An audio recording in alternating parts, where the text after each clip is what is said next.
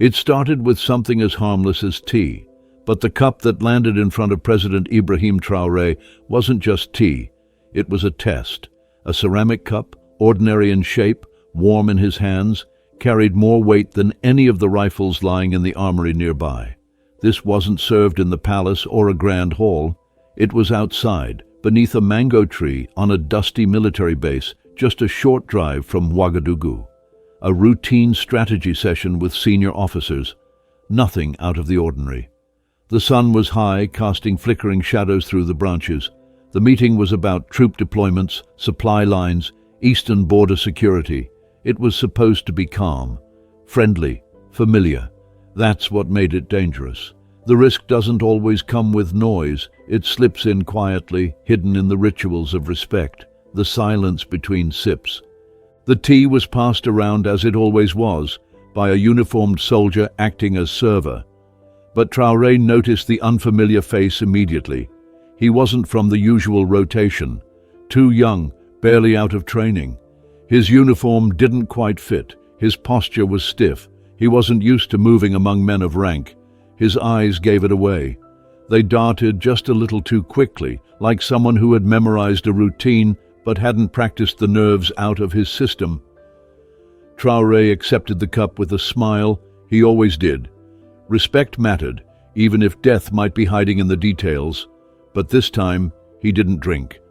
Not immediately. He held the cup gently, let the steam rise. He was listening, watching, reading every breath in the circle. Across from him sat Colonel Konaté, a man with decades of service and eyes like a closed door. He took a sip from his own cup right away, then looked across the circle and said smoothly, "Please, Mr. President, drink. It's fresh." It sounded polite, but it was rushed, eager. Traoré caught the subtle urgency in the colonel's tone. He returned a half smile and calmly placed the cup on the table beside him. Nobody flinched. Nobody spoke. But the air shifted. It was as if the trees had paused to listen. A chill ran through the gathering, even though the heat hadn't changed. Something was wrong. Something hidden beneath the routine.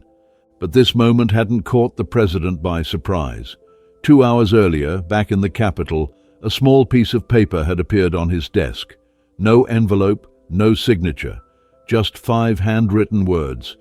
"Watch your tea today. Carefully." It wasn't a joke. It wasn't random. It was a warning. Direct, specific, and timed. His security detail hadn't seen who left it. The cameras caught no intrusion. Whoever left it had access, and that meant the threat was deeper than anyone thought. Traoré didn't cancel the meeting. He didn't change the schedule or alert the staff. He did what only a man raised in war, trained in instinct, and shaped by coups could do. He played along. He walked into the trap with open eyes and a loaded memory. He arrived at the base calm, laughing even, the same way he always did when meeting the people he was supposed to trust. He took his seat under the mango tree, surrounded by men who had once fought beside him, and waited, not for tea, but for someone to reveal themselves. Because Traoré understood something most leaders forget. Danger doesn't always wear a mask. Sometimes it hides behind smiles and shared jokes. Sometimes it comes in the form of a steaming drink placed gently in front of you, delivered by a hand that shakes just enough to betray its secret. So he sat. He watched, and he waited for the enemy to pour themselves a little too much confidence. And when that cup landed before him, warm, spiced, and deadly, he was already prepared. Because the president wasn't just drinking tea, he was taking attendance.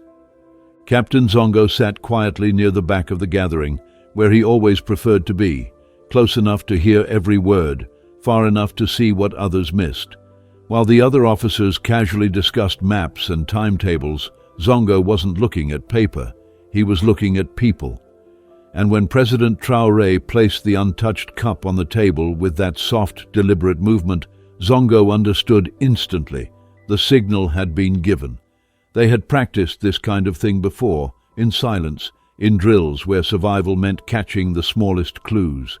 Traoré hadn't said a word, but Zongo saw the change in his eyes, the alertness behind the calm. He scanned the server, the officers, even the angle of Konaté's shoulders. Something wasn't just wrong, It was moving. The circle had grown still. You could almost hear the wind curling through the leaves above them. Traoré leaned back, seemingly relaxed, then turned to Colonel Konate with a slight tilt of the head. His voice was casual, but the words were edged with iron. "Do you trust the men who poured this tea?" The question hung in the air, heavy, impossible to dodge. Konate blinked once, just slightly, then tightened his jaw. "Of course, Mr. President," he said with a short nod. "They're our own." Traoré raised an eyebrow, not in disbelief, but as if testing the weight of the lie. He turned to one of his aides, gestured to the untouched cup. "Then please," he said, "drink mine." The aide hesitated, confused. The request didn't make sense, until it did. Everyone around the table felt the same realization at once. Konate's eyes widened. "Wait," he said too quickly. "No need to mix cups. There could be hygiene concerns." His voice cracked slightly at the end, like the edge of a mask breaking. Traoré didn't even blink. "Hygiene," he said, his tone quiet but firm. "Or poison." Now the circle truly froze. The men, seasoned and scarred, who had faced gunfire without flinching, sat in stunned silence. It wasn't just a confrontation, it was a reckoning. Without raising his voice, Traoré stood. Hands behind his back, he stepped forward, eyes locked on Konate, who remained seated, his posture collapsing into discomfort. "You arranged this meeting, you arranged the tea, and you encouraged me to drink first," Traoré said. Konate looked around the circle, searching for support, but found only stone faces. "This is madness," he muttered, but his voice had no weight now, no authority. It was fear trying to walk like confidence. Before he could speak again, two soldiers emerged from behind the tree line. They weren't the kind that fetched water or carried documents. These were quiet shadows in uniform, the kind that didn't ask questions. Between them was the tea server, the young soldier, no longer holding a tray, but bound at the wrists, his face pale with terror. He had already been searched. One of the bodyguards placed a small black pouch on the table and opened it slowly. Inside, like a secret exposed, was a tiny vial, clear plastic, no bigger than a thumb. The label was printed in fine, cold letters, VXT42. Every man around the table stared at it. They knew what it meant, a compound almost impossible to trace, odorless, tasteless, a neurotoxin designed not for spectacle, but for certainty. It didn't kill with drama, it killed with precision. Traoré stepped closer and said nothing. He didn't need to. The room, the tree, the leaves, the quiet, did all the talking now. After a long moment he spoke. "I've led men into real battles," he said. "I've lost brothers to bullets, to ambushes, to war. But this," he gestured to the vial, "this is worse than any enemy outside our borders. This is betrayal from within." Then he turned to Konate, face to face now, just inches between them. "You really thought I would drink without thinking?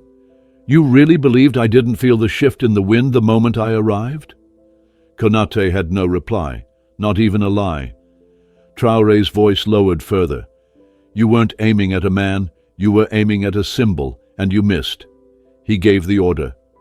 "Take him." Quietly. No public arrest, no crowd, no drama. "We're not putting on a show, we're sending a message." The soldiers moved with practiced precision. Konate didn't resist. He didn't shout. He just stared, hollow and exposed, as the silence closed in around him.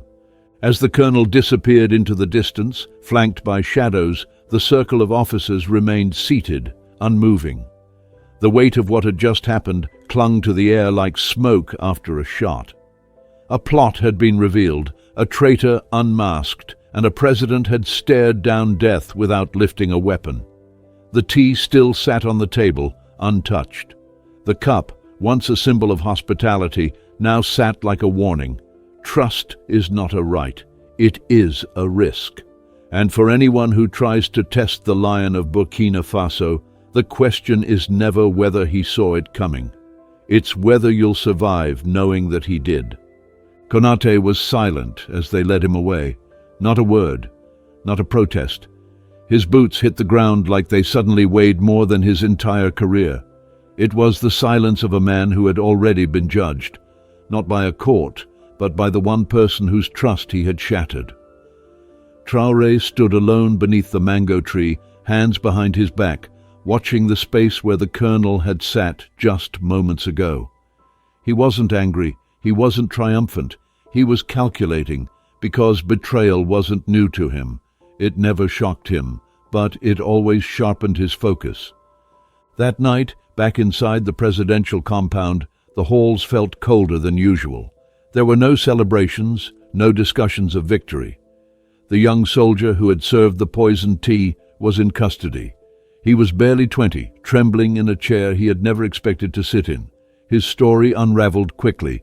He confessed, not out of loyalty, but out of fear. Fear of punishment, yes, but also fear of the man he had served. Because as soon as Traoré had looked at him, he knew he hadn't fooled him. The boy swore he hadn't known what was in the vial. He'd just been told to deliver the tea exactly at that moment, to that man. Nothing more, just a task, a job he was too young to question. But Traoré knew the real answers didn't lie with the boy. The truth always traveled through paper, through codes and mistakes, and that's exactly what Zongo found. Hidden in the server's small travel bag was a black notebook. It looked ordinary, smudged, worn, unremarkable. But inside were pages that cracked the conspiracy wide open. Names, dates, meeting times written in half-code, and strange annotations, symbols beside names, lines connecting locations, transactions that made no sense unless you understood what they were hiding. Zongo brought it straight to Traoré, placing it on the war table without a word. Together, they turned the pages until they saw the name. It appeared again and again in the margins. Short, almost cryptic. Le Chacal, the jackal. It wasn't a name. It was a call sign, one that Traoré remembered from a single intercepted message months earlier. At the time, it was nothing more than background noise, a whisper in a conversation picked up by intelligence analysts. But now it meant something. Now it had a body count attached to it. Traoré narrowed his eyes. He turned to his aide. "Have we confirmed this name before?" The aide hesitated, then nodded. "Yes, sir. Once, connected to foreign surveillance chatter. The name came up during an exchange traced to an address in Ouagadougou, near a consulate." Traoré didn't need more. He stood, walked to the window, and stared into the darkness beyond the palace gates. "This wasn't just Konaté," he said quietly. "This goes further.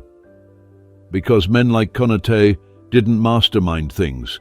They followed orders.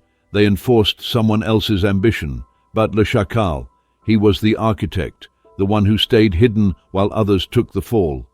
The notebook had more: payment logs, communications, some encrypted, some lazy enough to reveal exact amounts transferred from foreign accounts. But most chilling of all were the connections. Konaté's name linked directly to a page dated just 5 days before the poisoning attempt. The amount listed next to it was large, too large for coincidence. It wasn't just bribery, it was a contract. Traoré knew what that meant. This wasn't a test of loyalty, it was a hit, a planned, paid-for assassination attempt. And that made the jackal not just a foreign agent, but a player in something larger. Something that smelled of geopolitical interference and old colonial fingerprints. In the interrogation room, Konaté refused to talk.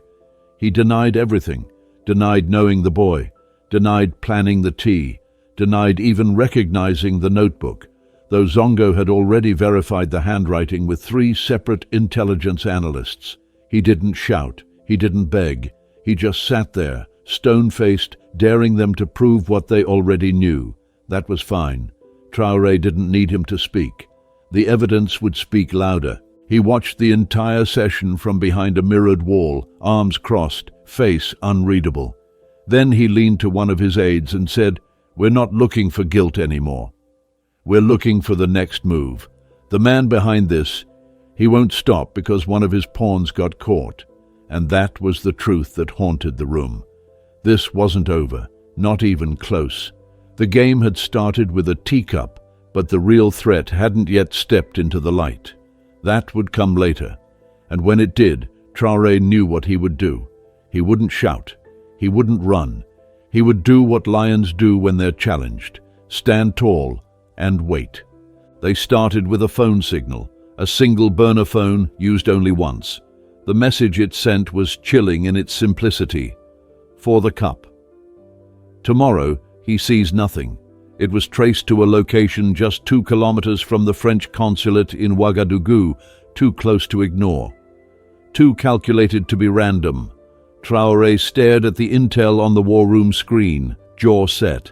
If Le Chacal was real, if this wasn't just some ghost story used to cover up internal betrayal, then the game had shifted into something far more dangerous. This wasn't just a matter of military treason. It was now a question of foreign hands operating within Burkinabe soil. Hands that didn't care if the president lived or died, as long as the chaos served their agenda. Zongo moved fast. His team combed records, rental agreements, utility bills, and embassy clearances. Most of the trail had been erased. Whoever was behind this had covered their steps well. But no one covers everything. One tower ping, one timestamp. It led them to Ouaga 2000, an upscale neighborhood known more for diplomats and foreign NGO workers than for espionage. The building was luxurious, private, no hallway cameras, no front desk check-ins, just keys and silence. Perfect for someone trying not to exist. They didn't go in guns blazing. That wasn't Traoré's way. You don't chase a jackal with noise. You watch him, learn his rhythm, then you break it. So over the next 48 hours, they built a net. Disguised agents took positions around the building. One posed as a fruit vendor who never seemed to sell any fruit. Another as a street cleaner sweeping the same stretch of sidewalk over and over. Delivery drivers came and went, some real, some not. One soldier posed as a building maintenance worker, claiming to fix a water leak in the upper floors. While there, he planted 2 hidden cameras, one in a hallway vent, another above the stairwell, and they waited. On the 3rd day he emerged, tall, lean, light-skinned, wearing pressed clothes and dark sunglasses even in the shade, always with a hat, always calm. No one had ever seen him leave the building before, and yet he had the key to apartment 3B, the same one the burner phone had been traced to. He left at different times, never followed a pattern, never used the same car twice. A ghost with just enough skin to pass as human. But he made one mistake, one crack in the perfect armor. He ordered takeout. Traoré heard about it and smiled. "Let's deliver it to him," he said, almost like he was inviting a guest to dinner. Zongo didn't need further instructions. That evening, dressed in a delivery uniform, he approached the building with a bag of food in one hand and a tiny listening device in the other. He knocked once. The door opened halfway. The man stood in the shadows, cold eyes behind the glasses, a face smooth, unreadable. He said nothing, just took the food, paid in cash, and shut the door. But it was enough. The device had done its job. Back in the palace, they analyzed everything.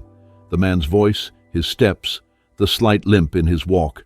A software match came up within the hour. The name hit the screen like a lightning strike. Alexandre Morel, former French intelligence, officially retired, unofficially active in multiple destabilization operations across West Africa.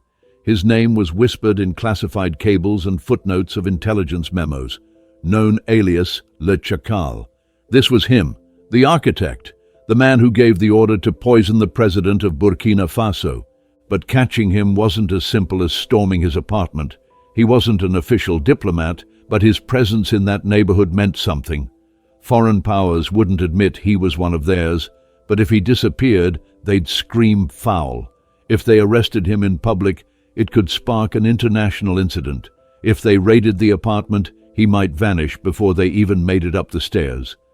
This wasn't someone you captured with brute force.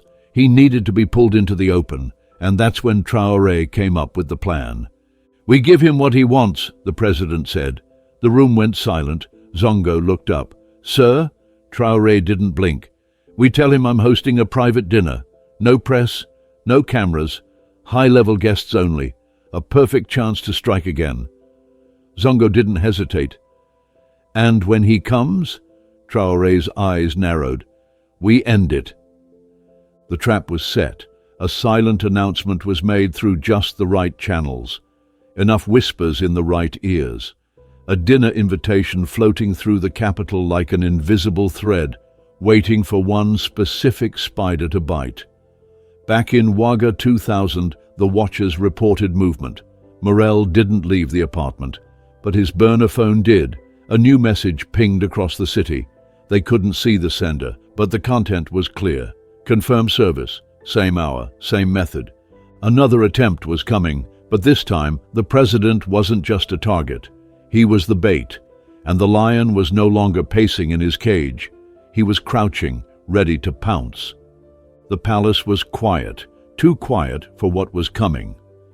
At exactly 7:30 p.m., the dinner began. 4 guests seated at the long wooden table, all hand-picked by President Traoré himself. No journalists, no press releases, not a single name on a guest list. Just trusted allies who understood that tonight wasn't about food.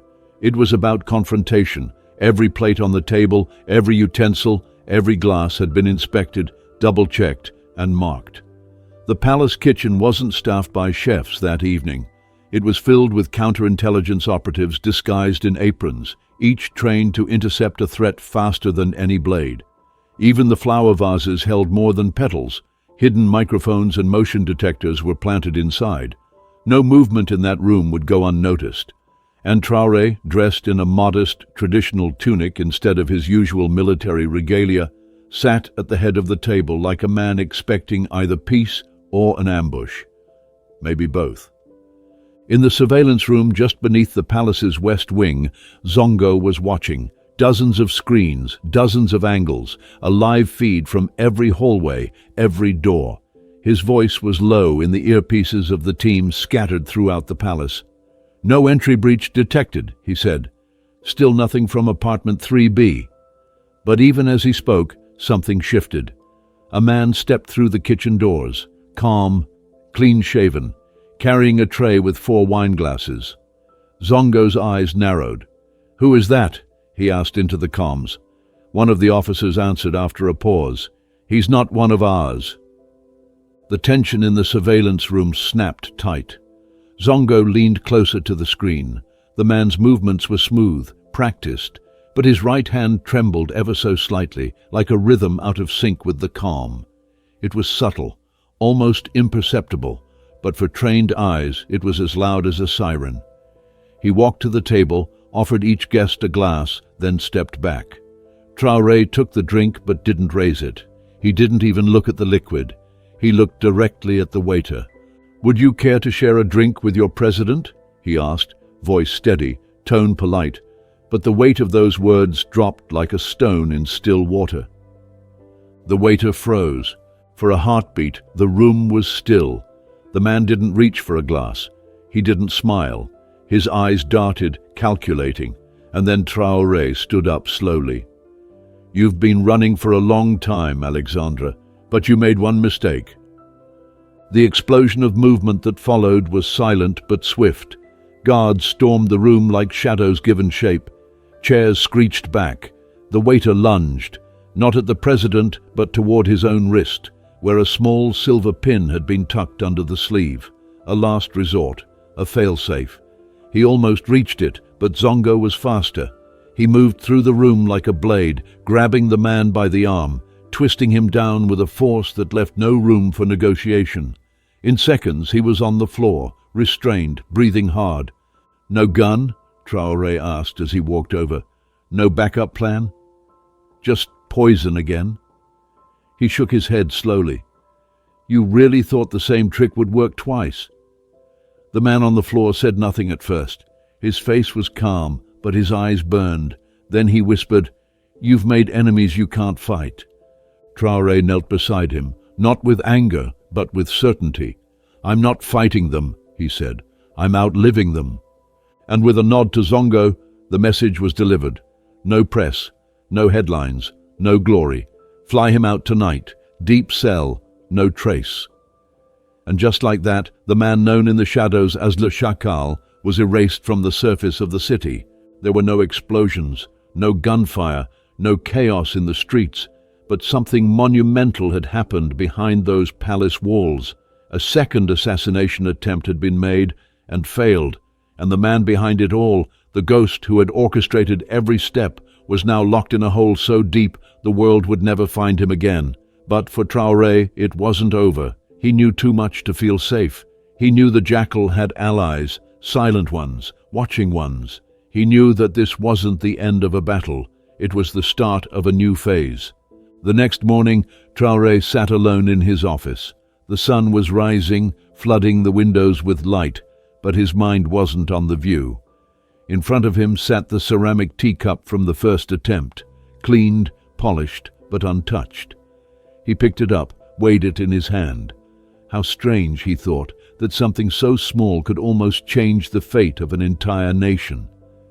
He remembered the boy who had carried it, unaware of the death it contained. He thought of Konaté, once a brother in arms, now a traitor in chains, and he thought of Morel, so confident in his plan, now silenced forever. The cup was just clay, but the trust it represented had nearly cost him everything. There was a knock at the door. Zongo entered, calm as always. "Sir," he said, "the military academy is ready for your address." Traoré nodded once, placed the cup gently back on the table, and stood. Later that day, in the courtyard of Burkina Faso's National Military Academy, hundreds of young cadets stood in formation. They had heard rumors. Something had happened, something big, but they didn't know the full story, and Traoré wasn't going to give them gossip. He gave them truth. He stood before them, no speech in hand, no script, just the weight of what had passed.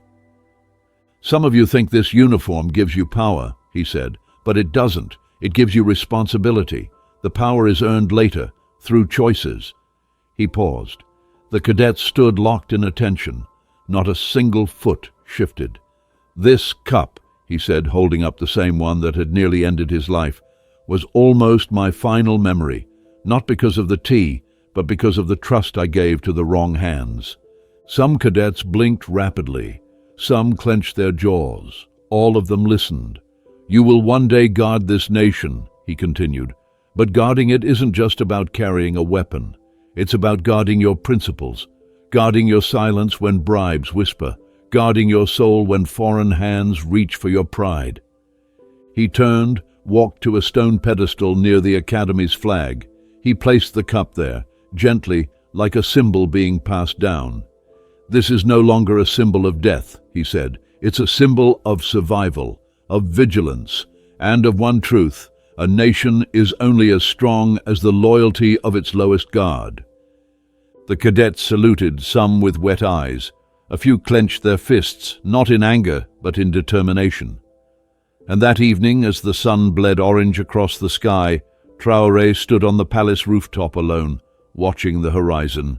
He knew it would not be the last attempt. There would be others, more jackals, more poison, more silence dressed as ceremony.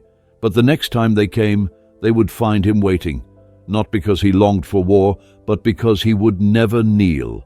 The teacup, once a weapon, was now a warning, a reminder to every man and woman who dared challenge his path that the lion may be surrounded, but he never forgets the scent of the hunter.